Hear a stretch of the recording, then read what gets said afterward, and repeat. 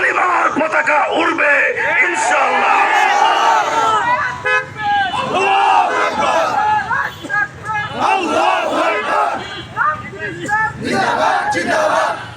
অতএব ইতিহাস প্রমাণ করে ইতিহাস প্রমাণ করে ইতিহাস প্রমাণ করে ইতিহাস প্রমাণ করে যখন হক বাতিলের সংঘাত হয়েছে, হক বিজয়ী হয়েছে, বাতিলরা পরাজিত হয়েছে, সেই শক্তি ফেরাউনি শক্তি হোক, নমরুদের শক্তি হোক, অথবা গত 16 বছরের আধিপত্যবাদী ফ্যাসিস্ট আওয়ামী লীগ শক্তি হোক, তারা পরাজিত হয়েছে।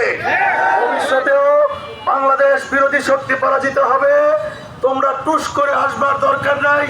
ইতিমধ্যে জেলায় জেলায় অবৈধ প্রধানমন্ত্রীর নামে যতগুলি মামলা হয়েছে তার 80-800 বছরের সাজা হয়। হেফাজতের গণহত্যা, সেনাবাহিনীর 57 জন অফিসার হত্যা, জুলাই আগস্টের ছাত্র জনতা হত্যার জন্য যদি আপনার ফাঁসি হয় 86 বার ফাঁসি হয়। অতএব একজন মানুষ একবার ফাঁসি দিলেই কবরে দুর্বাঘাস চালাবে। আপনি চট করে আসবার দরকার নেই। আইনের প্রয়োজনে ইন্টারপোল দিয়ে অবৈধ ভাবে আপনি ভারতে আছেন, আপনাকে আইনের কাঠগড়ায় দাঁড় করাবার জন্য আপনাকে নিয়ে আসবো এবং আপনার ফাঁসির জন্যও জেলায় জেলায় দেশে দেশে রাজপথে বাংলাদেশের মানুষ 5 তারিখের মতো আবার নেমে আসবে।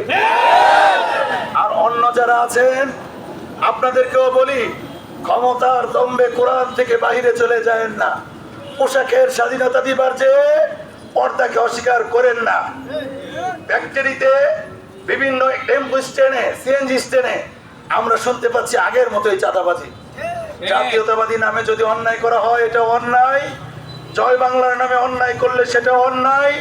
দুর্বলের উপর সবলের অত্যাচার বরদাস্ত করবার জন্য 5 তারিখে আমরা বিপ্লব ঘটাই নাই।